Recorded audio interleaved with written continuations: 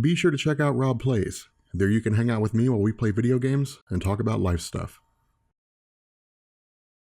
So with Marvel's release of the first teaser trailer for the Iron Fist Netflix series, what I want to do here is have an explanation about Danny Rand. And what I'm hoping is that at the end of all this, you'll have a better understanding of his character, as well as some idea of what to expect going forward into the release of his Netflix series. So Iron Fist was created by Roy Thomas and Gil Kane, and made his debut appearance in Marvel Premiere issue number 15 in May of 1974. In a note written by Roy Thomas in the same issue, the inspiration for Iron Fist's creation was twofold.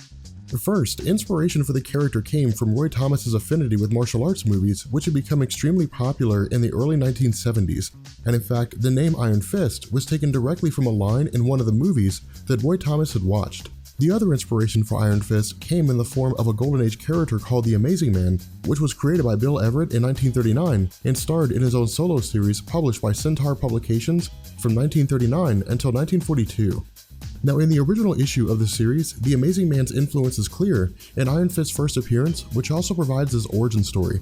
What we're told is that Danny Rand is a 9-year-old boy on an expedition in the Himalayan mountains with his parents, Wendell and Heather Rand, as well as his father's friend and business partner, Harold Meacham. Where Wendell Rand was determined to find the mythical city of Kunlun, which Chinese legend held was home to the Immortals. During the climb, Wendell slips and his friend Harold betrays him, stomping his hand and causing him to fall to his death. Responding to the shocked expressions of Wendell's wife and Danny, Meacham explains that his act of betrayal was motivated by his desire to take control of the company for himself, as well as declare his love for Wendell's wife Heather. However, after Heather rebukes his advances, Meacham leaves her and Danny to fend for themselves in the harsh conditions of the Himalayas, and after Heather and Danny attempt to make their way out of the mountains to safety, the two are pursued by a pack of wolves, with Heather sacrificing her life by throwing herself into the pack in order to give Danny time to get away. And so watching his mother being consumed by the wolves, Danny finds himself rescued by a group of men who claim to be from the city of Kunlun. From here, we pick up with Danny as he meets a man named UT, who operates as the leader of Kunlun and expresses his condolences over the loss of Danny's parents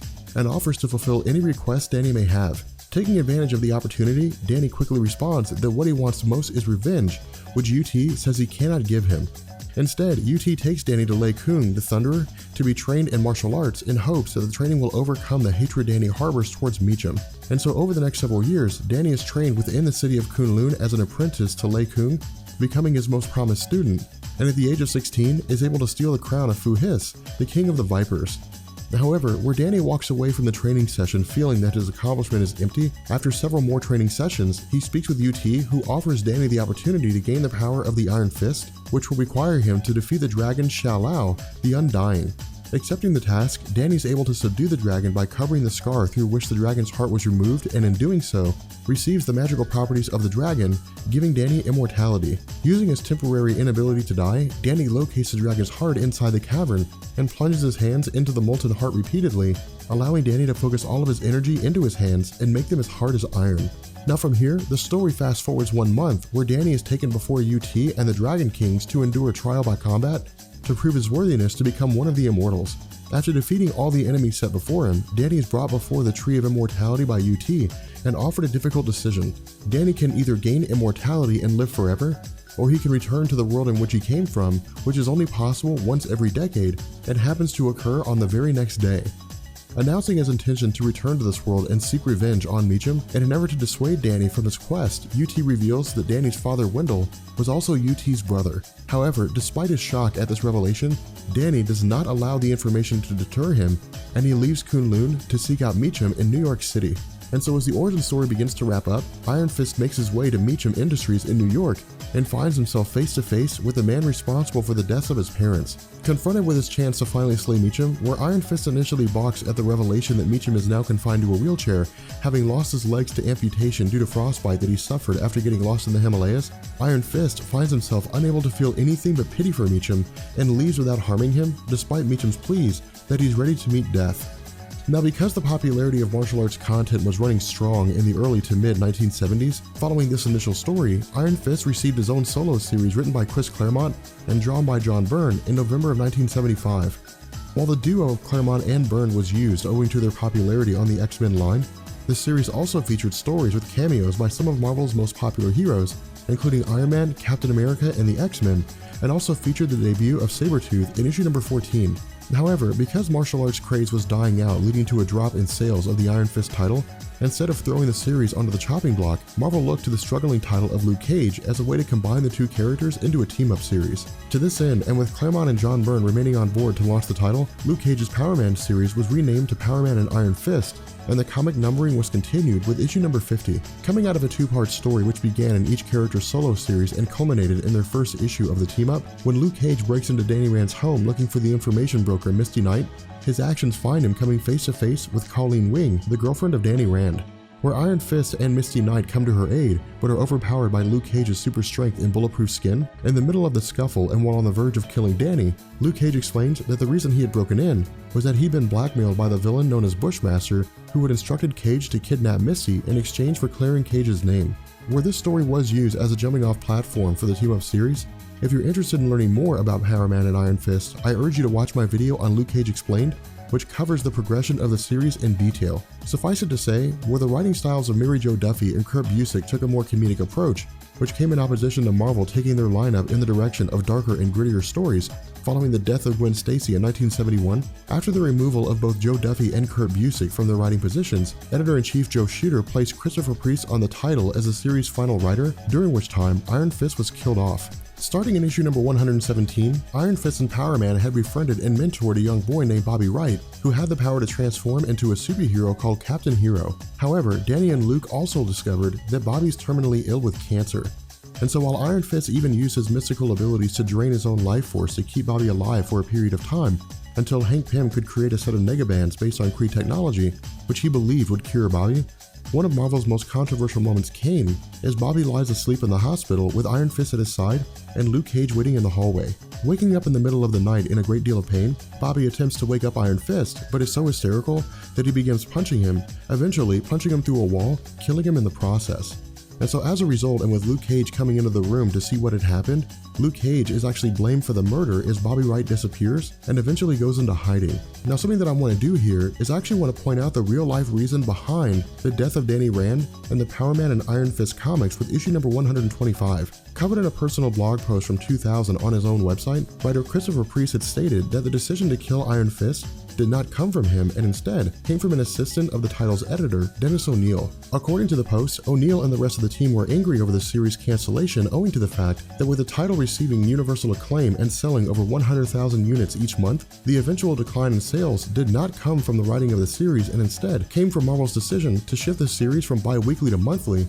in an effort to make room for new titles. As a result, and operating out of anger, O'Neil took the advice of his assistant to kill Iron Fist and pin the murder on Luke Cage in the hopes that the act would turn fans off to Marvel and the Luke Cage character as a whole. And so following this, Danny Rand remained absent from Marvel Comics until November of 1990, when he was seemingly resurrected by name of the Submariner in issue number 8 of his own solo series, written and drawn by John Byrne. During this story, it was revealed that the resurrected Danny Rand was actually the Super Skrull in disguise. However, where this initially seemed relatively simple, the resurrection of Danny Rand was anything but. In issue number 24 of the Namor Submariner series, it was also revealed the Super Skrull had been resurrected from the radiation belts around Earth by Master Khan, an evil sorcerer from Kunlun who had battled with Iron Fist and Power Man in the past. What we're told is that Master Khan had offered to cure Super Skrull of the leukemia he had contracted in exchange for help in defeating Iron Fist. And where the Super Skrull agrees and begins to use his shape-shifting abilities to take on the forms of Bobby Wright, Captain Hero, and Tyrone King, a police officer introduced in the Power Man and Iron Fist series with whom Misty Knight had begun a relationship with, it was revealed by virtue of a retcon that Super Skrull and not Bobby Wright had killed Iron Fist. In addition to this, the writing of John Byrne also provided the retcon that Iron Fist himself had not died in issue number 125 of Power Man and Iron Fist, and instead, it had been a duplicate grown by the Hillthree, a plant race that had been longtime enemies of Kunlun. Instead, the real Danny Rand had been held in stasis after being captured by the Hillthree sometime prior to his supposed death. And so after Misty Knight and Colleen Wing learn that the real Danny Rand is alive, they travel with Namor the Submariner to Kunlun and free Danny from his stasis, ending his over 4-year absences from Marvel Comics. Now following this resurrection, Iron Fist would regain control of his father's company, but would eventually sell it to Namor and use the money to assemble a new Heroes for Hire team with Luke Cage, as well as an expanded roster that included Hercules, She-Hulk, Ant-Man Scott Lang, and Black Knight. In addition to this, Namor would eventually dissolve his Oracle Corporation, which owned Heroes for Hire, and eventually the team disbanded. Now fast forwarding a bit to 2006's Civil War event, Danny Rand adopts the moniker and costume of Daredevil after Daredevil's secret identity of Matt Murdock is made public in order to trick the public and the media into thinking that Matt Murdock was not Daredevil by letting them be seen together. Where Danny Rand, still under the Daredevil mask, also joins Captain America's anti-registration Secret Avengers team, he's eventually captured by Iron Fist pro-registration forces and imprisoned in the Negative Zone for a period of time. Furthermore, following Civil War, Iron Fist joined the New Avengers team in issue number 27, written by Brian Michael Bendis, where he reunites with Luke Cage for the first time following the conclusion of their Power Man and Iron Fist series.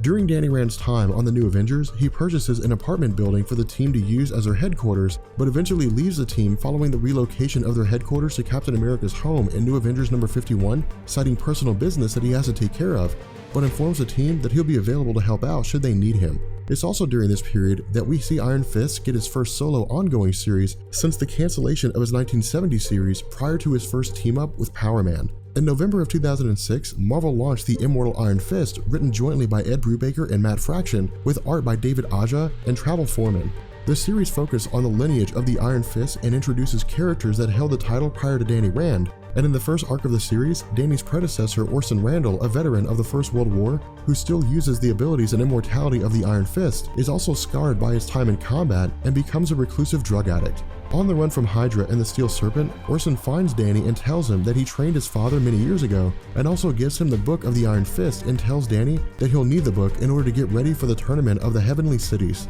Now, while Randall dies soon after being attacked by the Steel Serpent, with his final act, he surrenders the chi that remains in his body to Danny, which allows Iron Fist to stand toe-to-toe with the Steel Serpent, battling him to a draw before being beckoned by UT, his previous mentor in Kunlun. From here, Iron Fist is forced into a tournament where he must battle the champions of the other 7 capital cities of heaven, during which time the tournament decides which city will be able to appear on Earth once each decade. Where Danny is defeated in the first round of the tournament, he discovers that the leaders of each of the 7 cities had secretly built portals to Earth without the knowledge of the other people, and the deception of the current UT prompts Iron Fist to join forces with Lei Kung and the daughter of Orson Randall to overthrow the current regime of Kunlun. Now, where Ed Brubaker would leave the Immortal Iron Fist following issue number 14, leaving Matt Fraction to write 2 issues on his own, before handing the writing duties over to Dwayne Swarzynski, starting with issue number 17 in August of 2008, the book would receive critical acclaim, being nominated for a 2008 Eisner Award for Best New Series. However, the Immortal Iron Fist series was cancelled with issue number 27.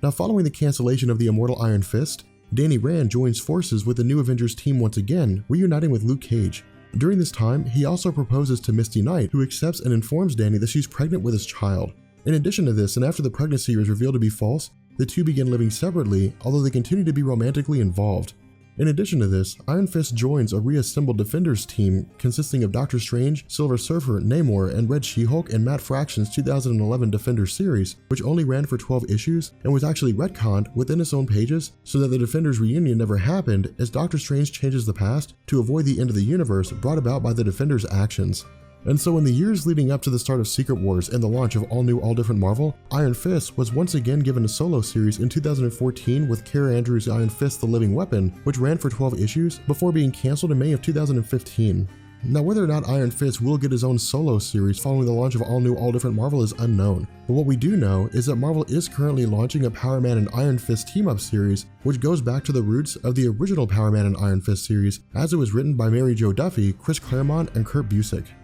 With that being said, we're going to bring this video to an end. I hope you guys enjoyed it, and I'll catch you guys later. Peace.